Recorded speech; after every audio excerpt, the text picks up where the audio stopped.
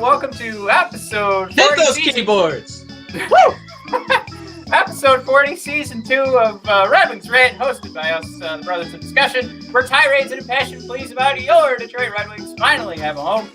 Mike, we're going to talk about that Wings series. We finished with a 500 point percentage. Let's take a look. Let's take a look at some UFAs that are going to be available, and we'll come back to that mock draft I did a little while ago. I got to change the notes, actually, on our YouTube channel, because I said we were going to finish that conversation. Cool. Matt, just got to stop making notes before Whoops-a-doodle. Before we start talking. All right, before we do that, though, we have some business to take care of. Not the business. All right, basketball teams are entering the final month of the regular season to gear for the playoffs, while some teams are locks to make the playoffs. Lock it in. Chick, chick. Others are still fighting. Bingo, bingo. For their opportunity to chase the trophy this summer. Otherwise known as the Larry O'Brien Trophy. Ooh. DraftKings Sportsbook, America's top-rated sportsbook app. It's true. Top-rated sportsbook app. Loading. DraftKings. See? Told you. They're putting you in the center of the action with a chance to turn $1 to $100 in free bets. Turn $1 to $100 is simple. Just pick any basketball team. That's it. Oh, wait, there's other rules. You got to pick a basketball team to win their next game. Oh, man. And if during that game the team you're choosing hits a three, which is pretty likely, everybody hits threes, even the poopy Pistons, you bring home $100 in free bets. That's 100 to 1 odds on the team if you're choosing to hit a three. They don't even need to win. Wait, that's awesome. Matt, I love that. We got a chance to win some money. Matt, take it away. This year's teams have been hitting threes at an unprecedented pace, so get in on all the action in DraftKings Sportsbook before the offer ends. DraftKings is safe, secure, reliable, so you can deposit and withdraw your funds at your convenience. Download the top-rated DraftKings Sportsbook app now and use promo code THPN when you sign up to turn $1 into $100 in free bets. If the basketball team of your choosing hits a three, that's code THPN to turn $1 into $100 in free bets. For a limited time only at DraftKings Sportsbook. Must be 21 or older. New Jersey, Indiana, or Pennsylvania only. New customers only. Restrictions apply. See DraftKings.com/sportsbook for details. Gambling problem? Call 1-800-GAMBLER. Or in Indiana, call 1-800-9-WITH-8. Boom. All right, yeah. Mike. While we get set up here, Matt forgot that he was going to test and do this as a YouTube only. So I should have already had a tweet ready to go to see if anybody wants to join us. So I'm going to type this up while we're getting ready. What are we talking today? Let me say it out loud. So then when I'm typing and I'm talking, I'm not actually ruining this. So we are discussing Bernier and Vrana, as well as some tasty UFAs to keep an eye on. Boop. All right, hashtag Let's Go Red Wings, hashtag THPN, hashtag what else? What else you got, Mike? Red Wings. Let's just type that in there. Pitching a Hroner. Are we still doing that, though? How about fleeced by Yzerman? There we go. There you go. Which Yzerman, I got fleeced by Yzerman fleeces are still available on the website. You don't want to miss that. Yeah, go to bodpodcast.com, brothersofdiscussion.com. On the homepage, click on shop, and that will be the first thing you see is the another Yzerplan fleece is what it says. So check that out. Of course, it is a fleece. That's our game we're playing there. It's actually a very comfortable sweatshirt. We have a similar sweatshirt that has the Red Wings Rant logo. So I decided, since I love that thing so much, that we just re-up, put a different phrase on there, and be nice and comfy for you. But, all right, Mike, I did it. Jakub Vrana, the greatest trade acquisition of all time. Yeah, I thought right it was up there funny. with Shanahan, I'd say, Matt. Absolutely. Immediate dividends. Immediate dividends. I'm going to keep cutting you off because I'm so excited. All right. Yeah. It'll pan out, Jesus, the same exact way. All right, now that joke is hilarious. Still hilarious, Matt. You got my side splitting. Matt, he scored 4 goals in a game. Matt, fun fact, the last Red Wing to get 4 goals in a game. Go ahead. Yeah, Anthony Mantha. Yeah, it was. I thought it was pretty funny that TSN on the same night, or wait, no, maybe it was Sportsnet. Sportsnet tweeted out, "Is Anthony Mantha the best trade acquisition from the deadline?" And of course, referencing Mantha's fantastic start with the Washington Capitals, but tweeting that out in the midst of Vrana's 4-goal game. Run.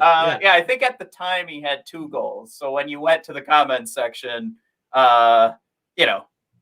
there was that, and then it just kept piling on top of that tweet. So certainly something scheduled, but I think they still got what they wanted done because a ton of people commented. Those trades are pretty rare. Where it feels like both teams are kind of like, yeah, we won. Yeah. But yeah, Mantha, what did he have? Like a 4 or 5 game goal streak, something like that. And it was finally broken on like a 1-0 game, something like that. Yeah, he had. I'm pretty sure he had a goal in like 4 goals and an assist at that time. And he got another assist last night. It just keeps piling up for him. I guess the point of what you're saying, I don't know exactly what he's done off the top of my head. Unfortunately, Mike. That's okay. That's okay. We're talking about Jakub Vrana. Yeah, your kitchen explodes and you flood. The last thing you're going to do is make sure you watch a Washington Capitals game. Well, you need to get your priorities in order, man. Yeah, I don't know if we ever told that story, actually, on any of the podcasts that for the last week I've been dealing with. Mike, I was one sleep away from getting brand new counters in my house. My wife wakes up at 3 a.m. Here's some dripping in the basement, and we have a flood in the kitchen.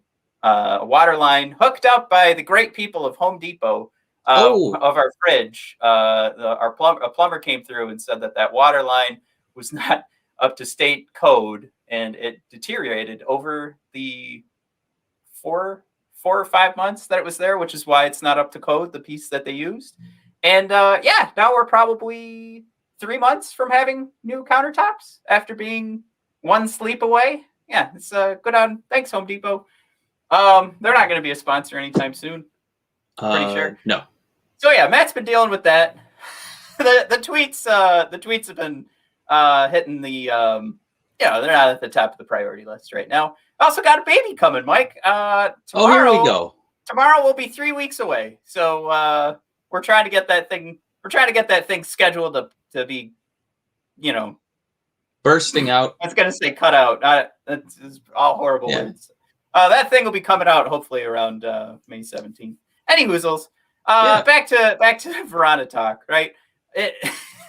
Speaking of being excited about a newborn baby Red Wing, Jakub Vrana. It's hard to dissect anything about this because it's just. Well, it's been a flood of goals. Great. It's been a flood of goals. Talk about segues from Matt's flooding house into a flood of goals from Vrana. Matt, he's a newborn baby Red Wing. And he seems kind of humble because he didn't want to look at replays of his own goals the other day. It was kind of a cute little quirk where he's like, I don't want to look. I'm like, come on, man, look at that artistry. I mean, not the 4th goal. That was just a lucky one. But the first 3, my God, man. That second one was that was a beaut. Even the first one, I tweeted out like this is certainly the most powerful shot we've ever seen as Red Wings fans. And clearly I'm kidding, but there he was flipping himself head over heels and pass from Zadina. It was so funny because the night started and we saw the tweets of checkmates, which is pretty cute. Being Zadina and Vrana hook it up for a goal. And they're both checked. But it was overshadowed. Like I think we all were kind of like, oh my God, the Zadina Vrana thing is going to be great. And then Vrana was just like, no, I'm just here to score. That's what we're doing here today. And certainly not to take anything away from Zadina because he also made it a tremendous play last night to to Stetcher that just didn't get put away.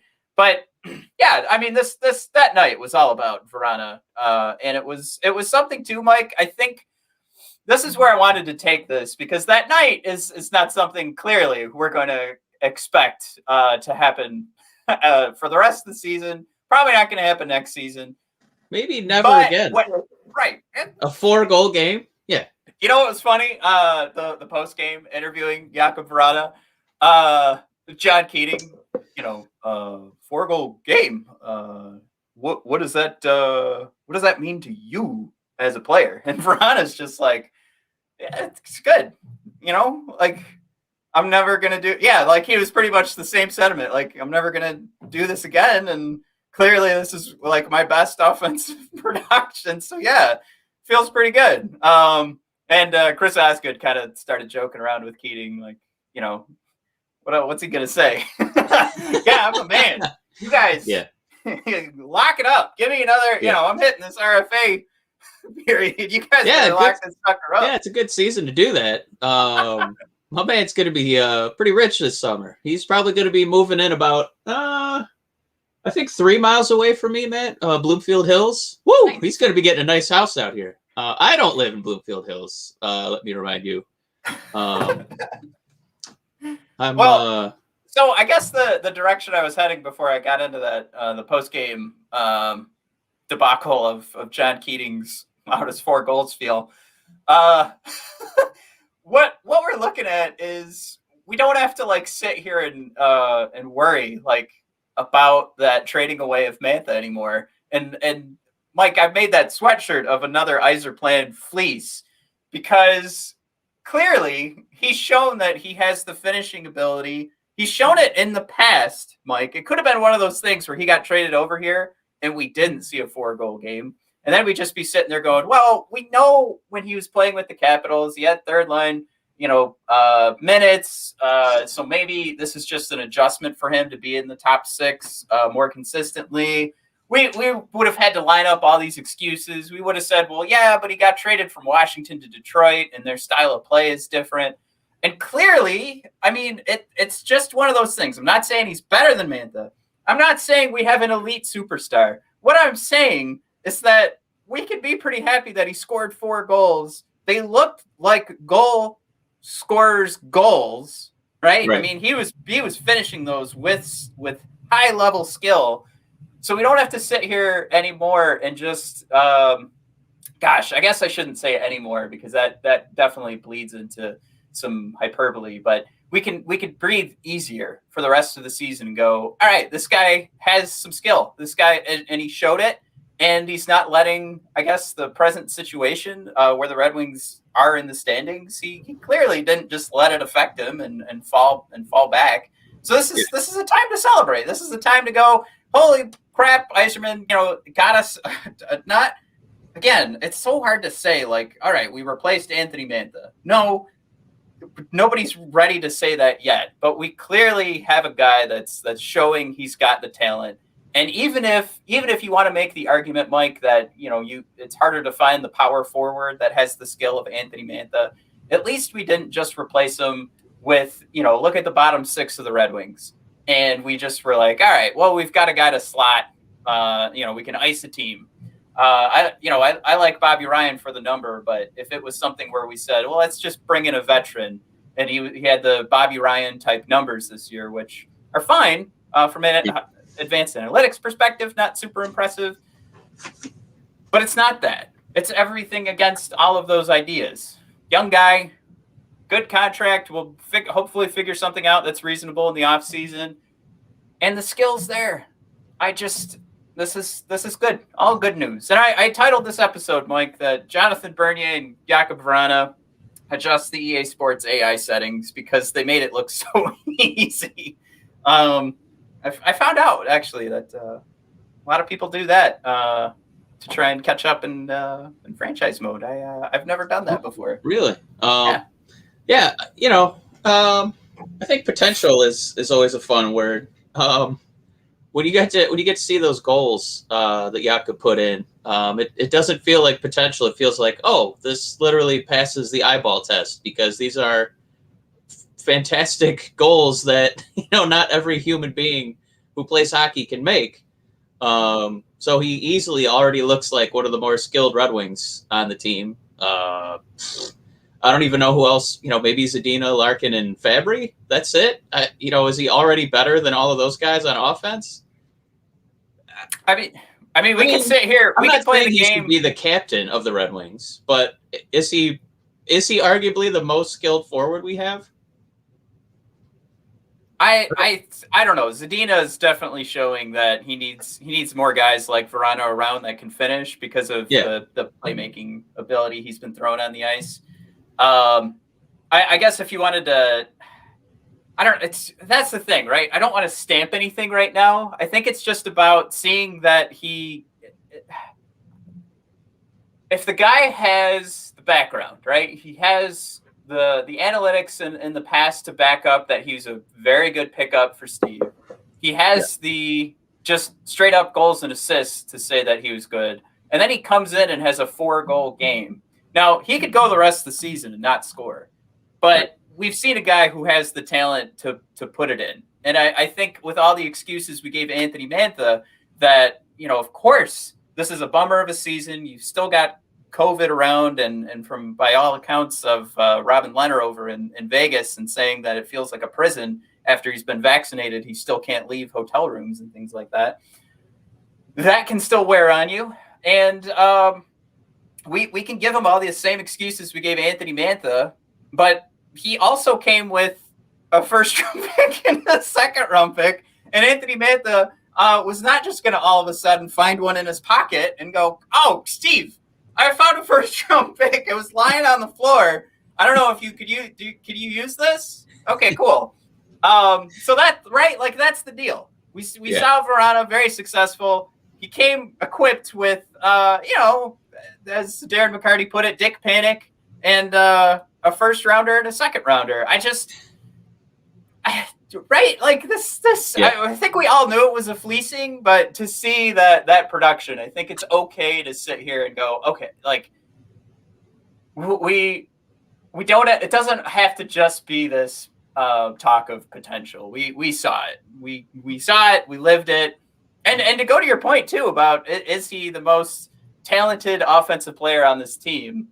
What's funny too is he still leads the Red Wings in points if you bring over those Washington Capitals numbers. But if we talked about a goals for per 60 since he's become a Red Wing, guess who leads all those players you mentioned? Jakub Vrana. So and again, that's because of a huge game, a huge 4-goal game is not They're skewed for sure, but I don't know how many other guys we have who could make any of those shots. Right. Yeah, and talk about the breakaway goal too, where it's a steal and score. Yeah. So many people were talking about maybe not a step back, but we've seen it too in his first few games through the advanced analytics. The expected goals against do hike up a little bit when Vrana's on the ice compared to the rest of the team. But it's the plays like that say he's going to be opportunistic. If he sees it, if he sniffs it, that's right. Like that's offense. That's what you need with your top 6 forwards. You need the guy that can smell blood, and he's going to go take that. And not only is he going to do that, because we've seen guys like Glendening and Helm for years have that, they can sniff those plays out, but they will never do anything as beautiful as Vrana did. Yeah. So all that mixed together, we're talking about all these different. It's pretty damn promising. I would like to see if Zadina can learn how to take a face-off and have him, Vrana, and then like Lucas Raymond next season. Woo! Woo! That would be some playmaking right there. I think what we'll have to do is we can take what we're going to talk about today, which as we continue, we want to talk about, I think this is Sports Illustrated and the Hockey News, the top 30 unrestricted free agents. Right. So we can mix in actually Jonathan Bernier conversation to what we were just doing and this. But as we move along, I think it would be fun to take whoever we figure we could probably sign and then build out a lineup. And we'll have a crazy lineup, and we should have like a realistic one. But some crazy stuff that could be going on is fun, to say the least. But let's let's finish up the conversation here with Jonathan Bernier, because Mike, we just had probably the performance of Bernier's career. And maybe, it's in the top two. If you were playing, I had a NHL fantasy league a couple years ago, and it was, we didn't do this again. But basically what we had a rule where if you got a save, you got a fraction of a point. And so it basically made somebody like Frederick Anderson on Toronto the MVP of the league because he would continuously every game get peppered with 50 shots a game, and he helped me win that league. But man, if we were playing with those rules this season, Bernier would have won me this week because that was ridiculous. That was absurd. That shot discrepancy, man, that should never happen. I especially with the way we're supposed to be, the philosophy of this team is to limit chances. And Matt, I don't know why we turned into Swiss cheese. It was definitely Bernier trying to earn that. He's gonna be making some money this offseason. Matt, how many times have you ever seen that kind of discrepancy in your life watching a hockey game? Well, it was our worst game this year by far, and it's crazy that we got a point out of it. I think clearly, considering since we traded away Merrill and Nemeth, we've had 3 of our worst defensive games from an advanced analytics perspective. 3 of our last, out of our worst 6 games, 3 of them have happened. Since we traded Merrill and Nemeth. And I think that right there, when we were talking about 2 guys that make a big difference from having defensive defensemen back there, and Blashill sets up a system that pretty much revolves around that. You lose those guys, you bring in young kids, you bring in a Chalowski that by all accounts, if you need to pick a side that he needs to do better on, it's everything from the center line back to his own net. I know, because we talk about playing that dude all the time. Let's give him a chance, give him a chance, give him a chance. And now it's we're kind of seeing the fruits of that. We're seeing the I don't know if they're growing pains. They're definitely the pains. Hopefully we see some more growth here shortly. But this is as much as we keep asking, why do they play veterans, right? Or, like the defensive defensemen we traded away, right? What is the value in even playing those guys? And unfortunately, this might be why we've kind of, put a pin on just going all in on kids. It might have been an entire season of this, of poor Bernier having to stand on his head just to keep the games, like the scores, competitive. So I think this is why this is the most fascinating part of the season, because you just get to see what would have happened if we just kind of let all the kids play the whole game. And the results are a little terrifying. So luckily it's going to be a pretty small sample size, but these, looking at you, Dennis, you should, maybe take the growing part of the growing pains and, try and improve on giving up, almost 60 shots the next time we, get on the ice. Yeah, I do want to look up right now exactly where they were at, but I think we finished with 17% expected goals for percentage. So the other 83% can be found in Dallas's pile of chances.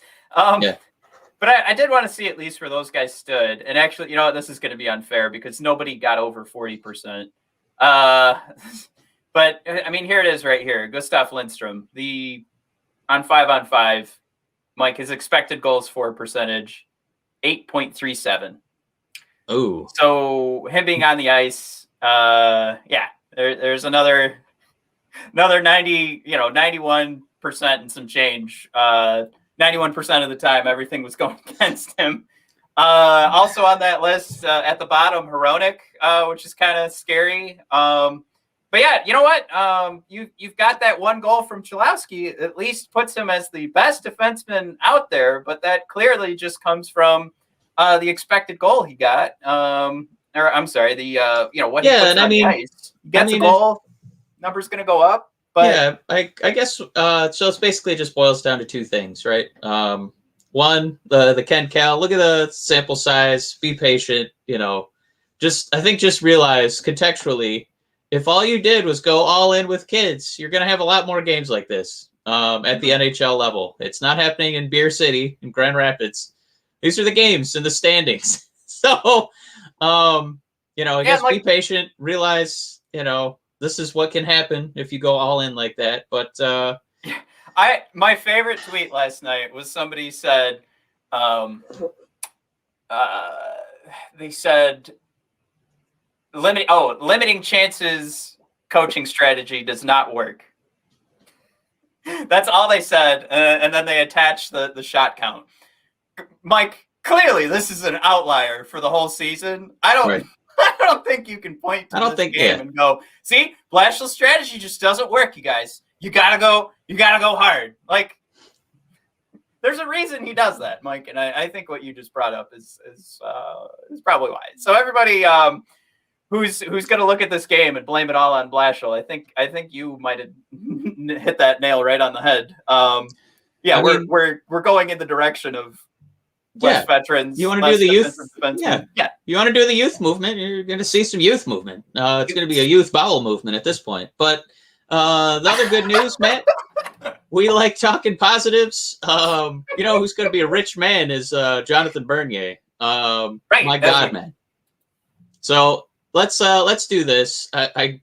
There's that nice list of unrestricted free agents coming out, and it's going to be really tough to see the Red Wings actually signing the sexier options out there. If we're getting a sexy player, I got to think it's going to be in a trade to help somebody get under the hard cap.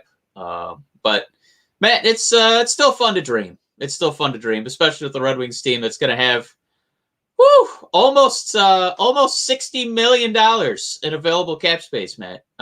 We are here to be your mortgage team.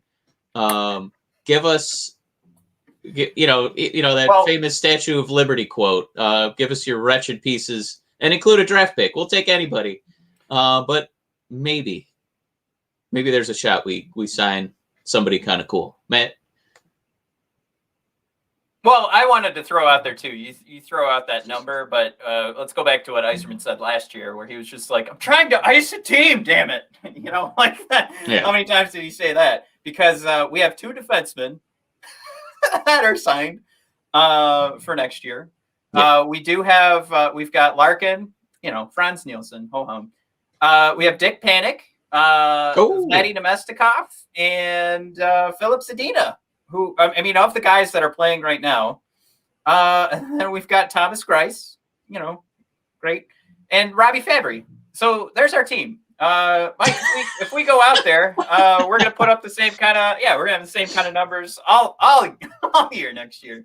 So it's not just going to be about, the 60 mil, I think, like you said, we have. So I see Cap Friendly has around 50 mil. So there's probably something on the two differing pages that we're seeing. But 50, 60, it's a huge number. But a lot of that is going to go into just signing some of these guys that, are already on the team. Yeah, I got to think Vrana is probably going to want a little raise from, $3.3 million. Right. And I think, we'll save that conversation for another day. So we just want to strictly look at the UFAs right now. And that's going to include our own UFAs and who we want to bring back. Oh, you know what? You know what it is? The cap floor. That's where the 60 mil came from. So we have, let me go back to where we'll be at with how much we've spent. Sorry about this, everyone. I just had it up. And of course, oh my gosh, I have to blow up this silly page. Everybody loves hearing this. Our projected cap hit right now is 32 million. So we have to get up to that cap. Cap floor. Yeah, I almost said cap ceiling. That, right there, we can force some of these UFAs, into position and give them as much as they want and just say, hey, you can come over here and then we'll trade you to a better position. I still say, I know we did that on the cheap with guys like John Merrill. We said we were going to do it with Bobby Ryan. I don't know why we can't do that with some of the bigger contracts and just say, you know what, the money's there. if the trades aren't going to come in, like if it's, we're heading into UFA season or we get past the draft and maybe not as many trades for more draft picks came through and we have a ton of space, I say give that a shot and, try and get some more draft picks for the next year. Any hoozles. You're going to have to spend that amount to at least hit the cap floor. So there are some mixes in here that we want to target that are a little silly, a little far-fetched. But I don't know if I would use the word. Well, okay, maybe far-fetched. Far-fetched is a good way to put it. But I guess if we're looking at a strategy for the UFAs, obviously at this point, it's just we're not gonna. It's not a video game. We're not going to say Ovechkin is going to be a Red Wing. But I guess we would say the strategy is it's got to be a guy who I would think the way Steve has collected assets, people have recently underperformed. Guys who did not have career years in their contract year. And Steve can basically offer, listen, we're going to give you more than your market value, to play for a year. You can reestablish your value. And either by the time, maybe we're going to be relevant, we're going to start calling some kids up. We could re-sign if you like it here, or, kind of what we promised to Bobby Ryan. And we would have, moved him if we could have, and he just got a boo-boo and it wasn't in anybody's best interest. So, we're going to give you a big raise. You can either just play 1 year and earn a big time salary, or we can trade you, or maybe you'll hang out. I think that's pretty appealing. A big sack of money for 1 year, even though you had a poo-poo season the year before. And we know it was because of COVID and pandemic stuff. And, it was tough to really get a momentum. And we know all that. But we're still going to overpay you to play in Detroit. And we're going to give you a lot of minutes. You're going to play on the power play. You're going to be on the first or second line. You know how many points you can do to inflate your value? Woo! It's going to be hot times for you, my friend. You think you're going to be rich this season? You could get it to the point where you establish it, where you could earn this every single year, and it won't even look like overpaying because of all those hot numbers you're going to put up with the Red Wings. Now, what do you say? Man, we're very excited to have you, Mr. Dougie Hamilton. I know there's other teams, you probably want to go win a cup, but we got Hronik. He's pretty cool. We got DeKaiser. He's all right. And we got this kid, Mo Seider. And we think he's going to be a phenom. Doug, we want you to be our number one defenseman with our number two, Mo Seider. He's coming up. He's sexy. He owns Europe. All right. What do you say, bud? We'll do 1 year, 10 mil. What do you think? So this, clearly is a no-brainer that any team should want Dougie on the team. From my perspective, I think that this wraps into a conversation of if we're going all. Can I say I want to cut you off real quick because I want to throw this in. This is one guy you would not do the 1 year for. This is a guy who would say, listen, we think by the time you're, we think we could be relevant a little bit quicker with some of these kids getting called up, and you would be the mentor for, what we think is going to be a fantastic defenseman.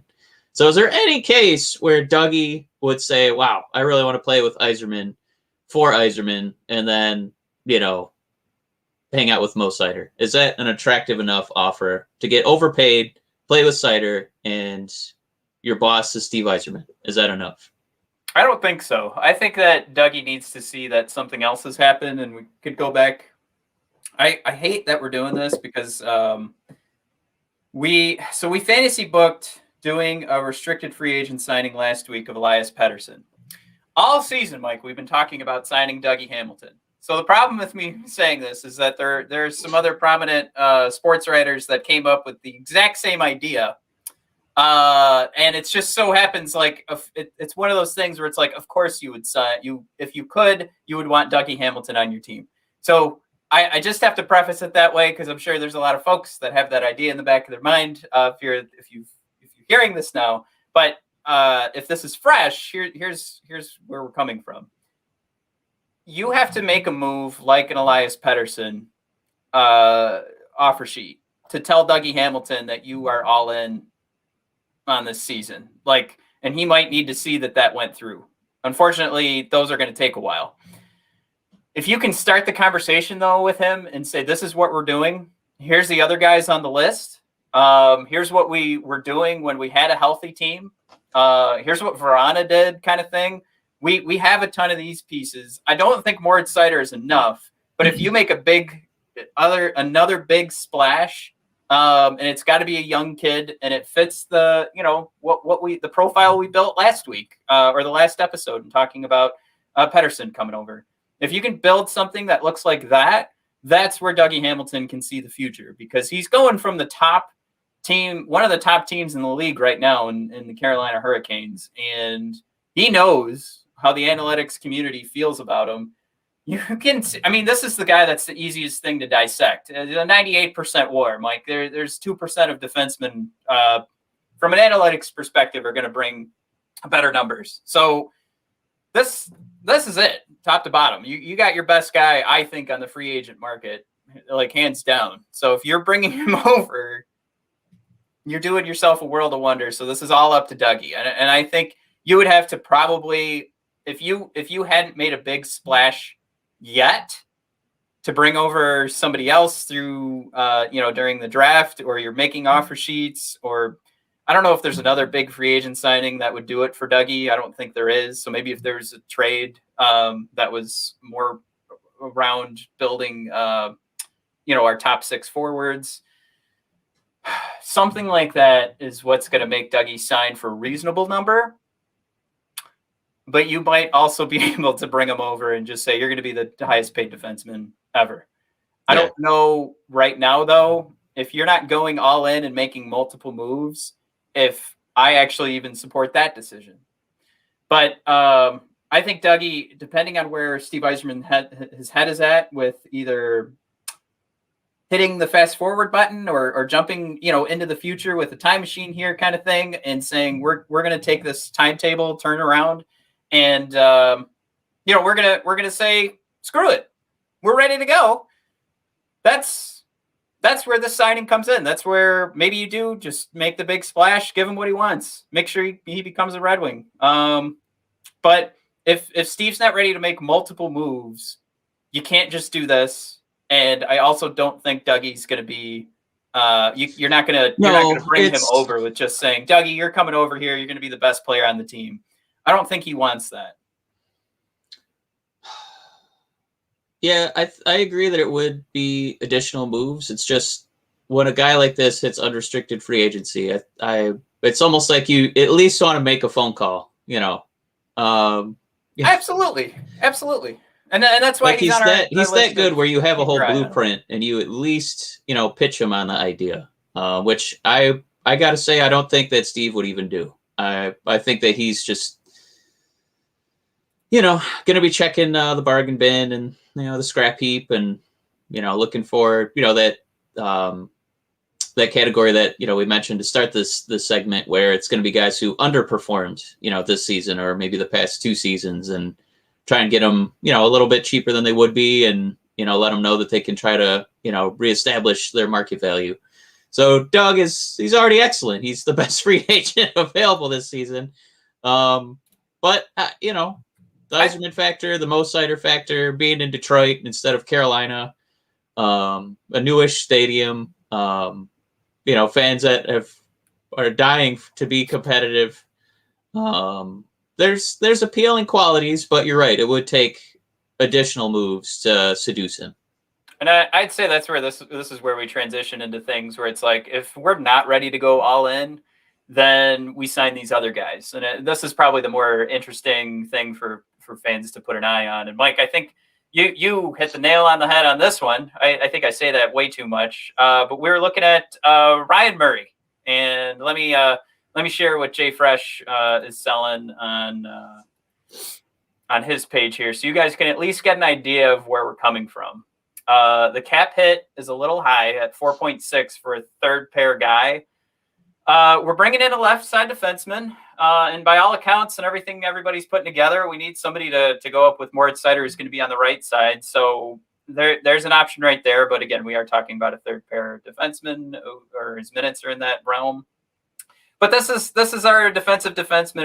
If we're not able to bring back John Merrill, this is the where your eyes need to be, because I think Ryan Murray is certainly someone that fits the bill of the kind of guy we've been bringing in. I don't think he's by any means a world beater, but he'll, from an even strength perspective, he's been putting up similar numbers to what we've seen top to bottom for the Wingdings, and it's not like the numbers are inflated by a good hockey team around him, because these are the New Jersey Devils that are surrounding Ryan Murray. So, it's a similar situation. So this would be one of those moves, I think, that makes sense, because we could probably give him a short term. We could probably bring that salary cap number down, considering, like, you could see the graph here, Mike, for his percentile timeline. This past season, he hasn't been great, but we have seen in the past where he's been in the top, 80% of defensemen.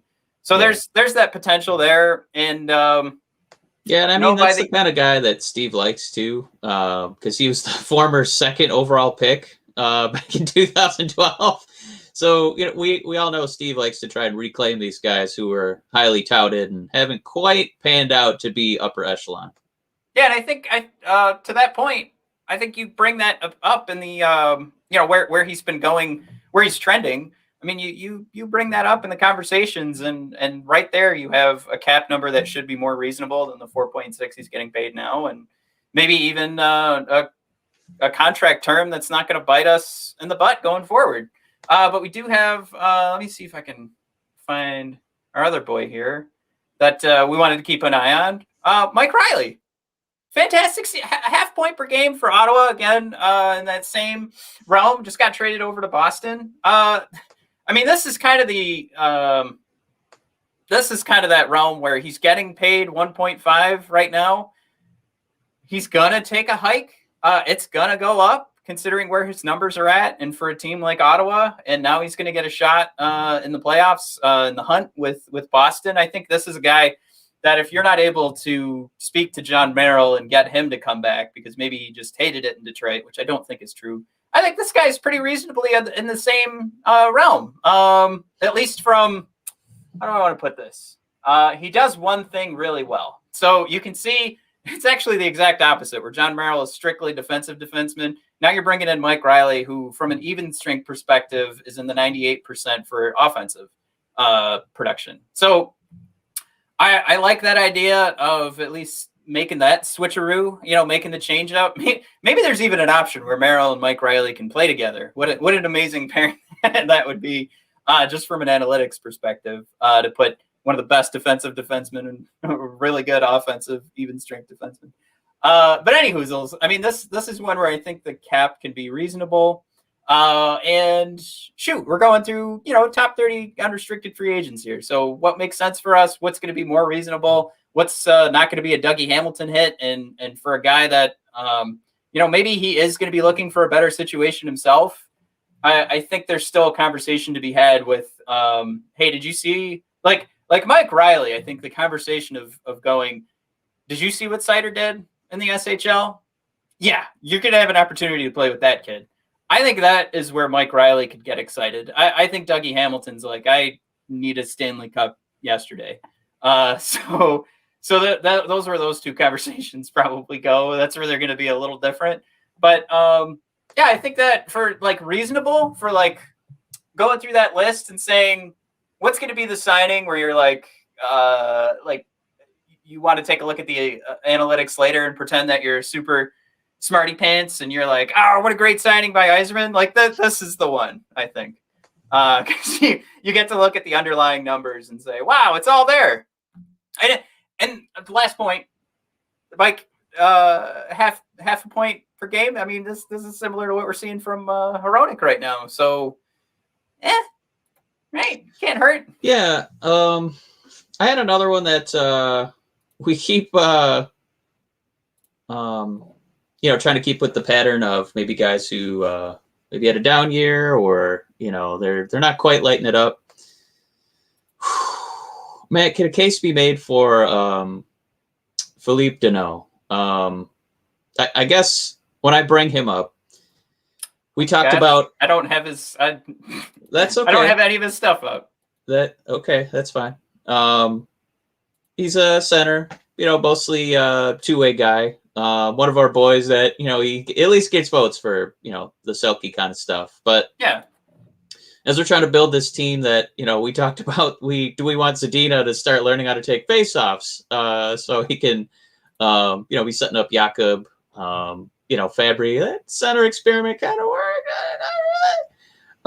This is a guy who's, established as a center. So maybe this is somebody to try and offset our more offensively minded wings that we have to kind of, try and even it out a little bit for the rest of the line.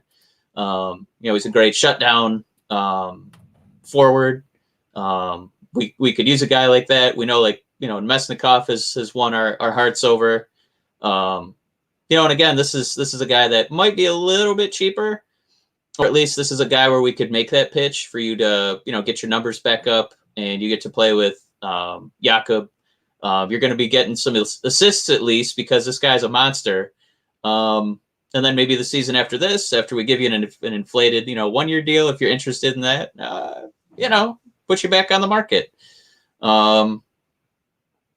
Does that kind of move? I feel like it kind of fits the mold of what we're talking about. And again, it's not a sexy goal scorer, but it might be somebody to try and offset, what we're going to set up with Zadina and Savard. Yeah, I like where your head's at with this. This is another one I think fits because we were also looking at Kyle Palmeri, and he's kind of in this realm where he was great, and then if we took a look at his WAR page, it takes a huge dip. So you're kind of like, okay, maybe it comes back. But with Danault, I mean, you're talking about things have been pretty consistent, and he's got those second line center minutes. But from the even strength perspective, how do you? Look at that. How do you say no to that? I mean, 99% for even strength defense, 80% also for offense. That's something that fits with any team. You don't even have to look at how the Red Wings style themselves. But also primary assists per 60. I mean, this guy is by all accounts, if you're getting those kind of numbers, those are playmaker numbers. 98% in the primary assists per 60. That means he's getting the puck. He knows where to put it next. And I think that's huge for trying to fit together something where how do you get the puck over to Vrana more? How do you want to get that piece of black rubber on his stick, obviously. And I don't know. We are building something here where we keep talking about Zadina's playmaking ability. You take a look at Lucas Raymond, and he's not necessarily at his size going to be a scoring power forward. Right. So that does put us in that realm of having another playmaker on the ice where you want a goal scorer. But I'm still, as we're building this team, if this is reasonable, if the length on this makes sense, I'm for it. I would say, though, I'd look at this. If I was Montreal, I would not let him sniff the free agent market. This is something. Yeah. I mean, we could say that about Dougie Hamilton too. So that's dumb for me to kind of bring up, but yeah, I feel like this would be an A+ for anybody. I mean, when you get that even strength game rounded out like Danault has, and clearly this wasn't something off the top of my head. I'm going to tell you that he's in the 99th percentile in a positive way, but I mean, this is it, right? This is what you're looking for. And you can see too, it's the second, if you guys are watching on YouTube, there's the offense versus defense versus finishing. So clearly the finishing is a problem for him when he's on the ice. But defense just keeps getting better and better. So as he's moving on, as he's getting older, he's using, he's getting wiser. And I think that's what you want to see. Yeah. And I mean, this is the kind of splash it would take to seduce Dougie. I like that. I think it would take. I want to see somebody. You talk about grabbing a top 6 forward. I'm subtracting 3 from that. I think Dougie's going to want to see another top 3 forward hitting with us. But we could go back to the focus of Steve Yzerman and Jeff Blashill all season. They want to turn these guys into two-way forwards. And Mike, like you talked about before, we're giving it a shot, right? All right, let's see what the kids can do from a defensive standpoint. Woo doggies, right? Ugly. So if we want the kids to learn from somebody, why not Phillip Danault? That's right. Yeah. Right. So again, both of these are, I think mine are kind of pie in the sky. I think you had a little bit more responsible option for us here. Are we talking about TH? Should who's my responsible option that I put on there? Kyle. Right. So we were talking about that a little bit. Oh, nope. There's a spoiler. All right. Kyle Palmeri. Over the last 3 seasons, 82% WAR. Okay. Huge dump in the hand. As you can see his bar graph in the top right corner there. So falling off a cliff. And again, thank you to Jay Fresh for making these for us. Second line center minutes. That 4.7 million has to come down. But this is another thing where one of the biggest, you take a look, either like Danault is fitting to how we want to build these guys going forward. Okay, and what I'm talking about is if Yzerman's focusing on a two-way forward perspective, bring a guy that's in the top 99%. But you want to fill a hole for the Red Wings? Bring in a guy at 92% power play efficiency. So in the top 92% of the league, like Kyle Palmeri. We know we struggle from that perspective of the power play. And except, again, for this past season, the finishing has been pretty great. So it just took a nosedive this year. So you can see on the graph on the bottom right, it's that dotted line. It just is in the 90%, then the 80%, and then dives down close to 0%. So it was there. You're getting, by the time the season starts, I think we're talking a 31-year-old winger here. But like we said, we're dubbing this like reasonable, right?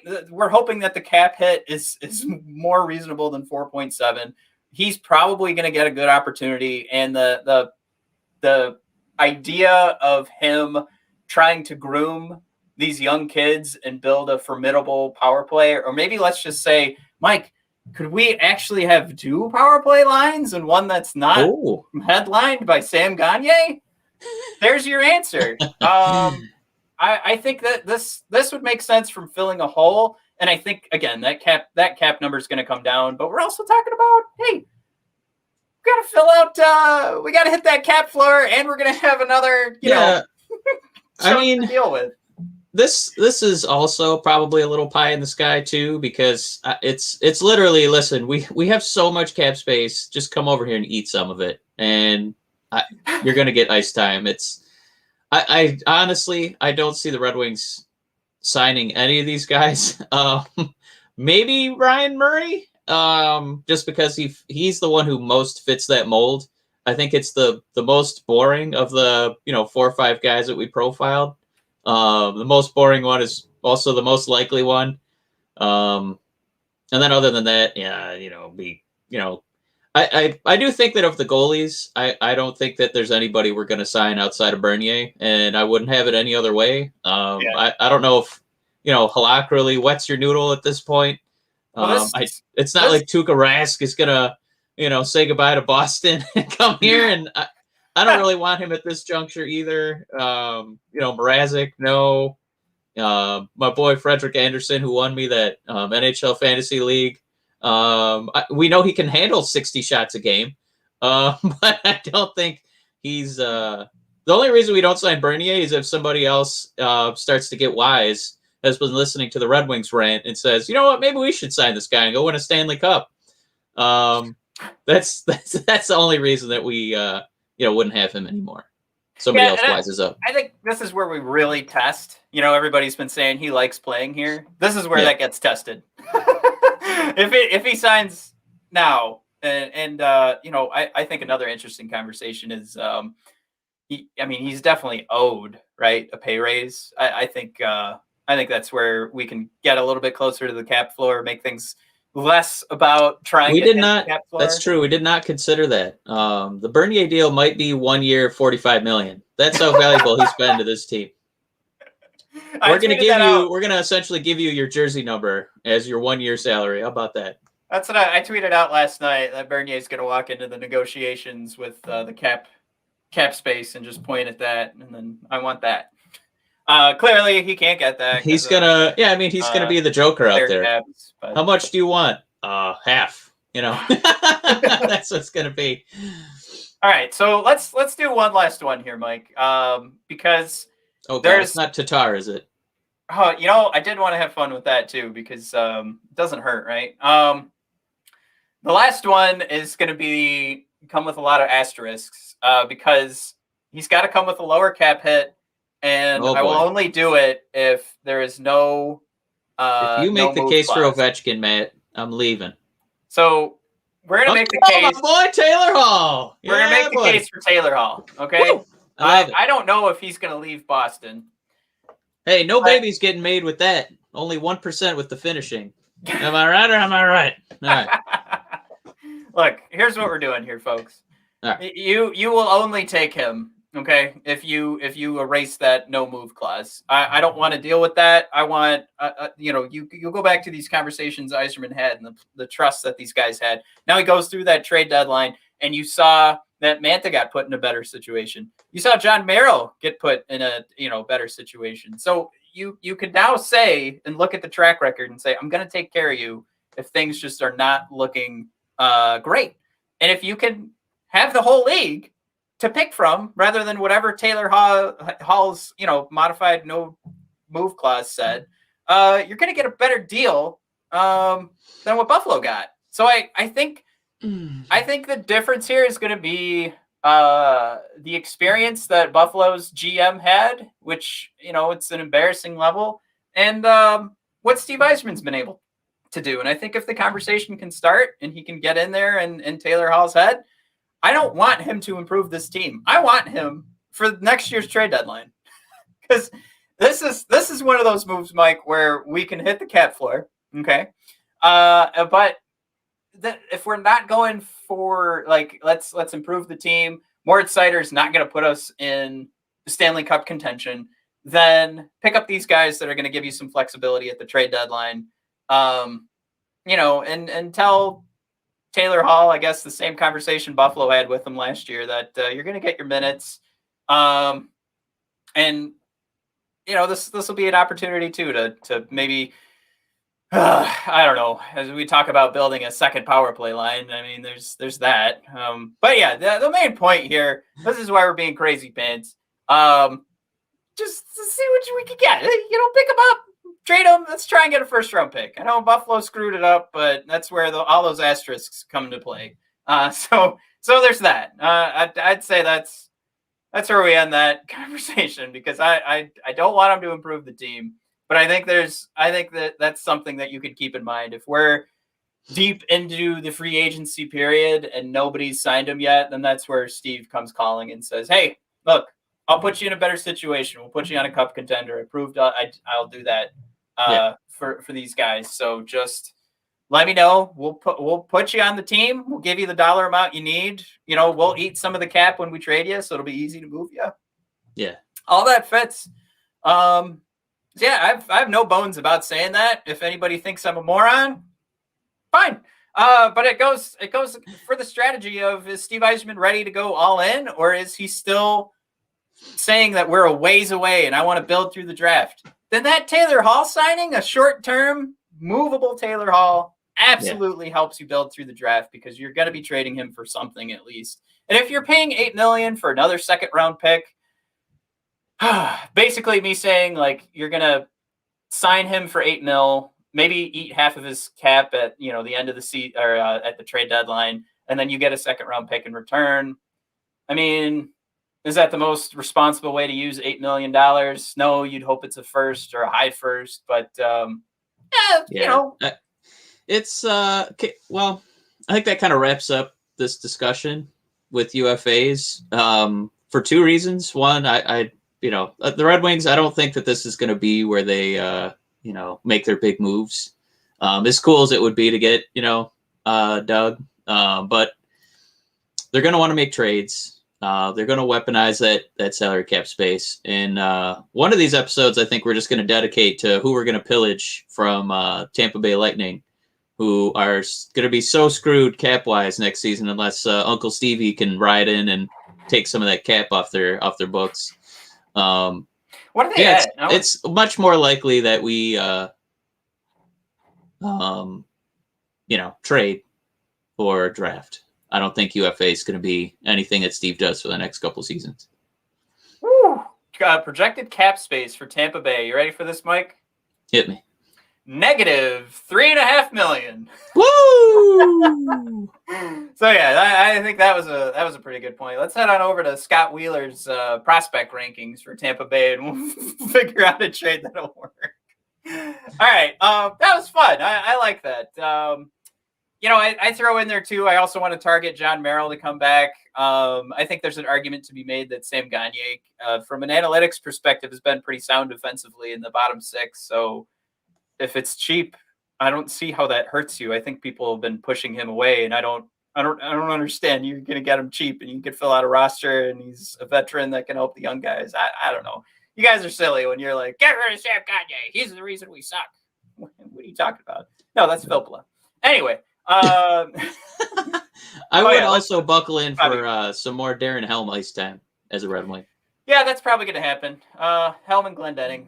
But before we go, Matt, can you share the war for Mark Stahl? Because we were waffling on whether or not, let's bring him back just one more year. Remember, he had a goal, 1 or 2 games. Man, what a time to be alive and watch Red Wing Mark Stahl out there on that second pairing at times, many times. Matt, you have it queued up for us because that was one of my favorite numbers. Well, yeah, here it is. It's pretty red. Oh my Lord! Now, keep in mind, it's not themed red because he's a Red Wing. 2% in even strength offense, 1% in PK. Look at that. Wow. Those primary assists, oof. Penalties, oof.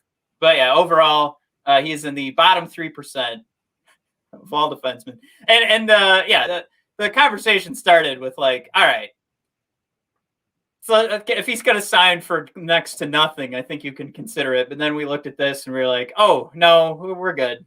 But you can see he's trending up defensively to be in the top half of the league from an even strength defenseman. So good job, Mark Stahl. He got better playing with Troy that money, Stecher. buddy. Woo! Not going to happen. All right.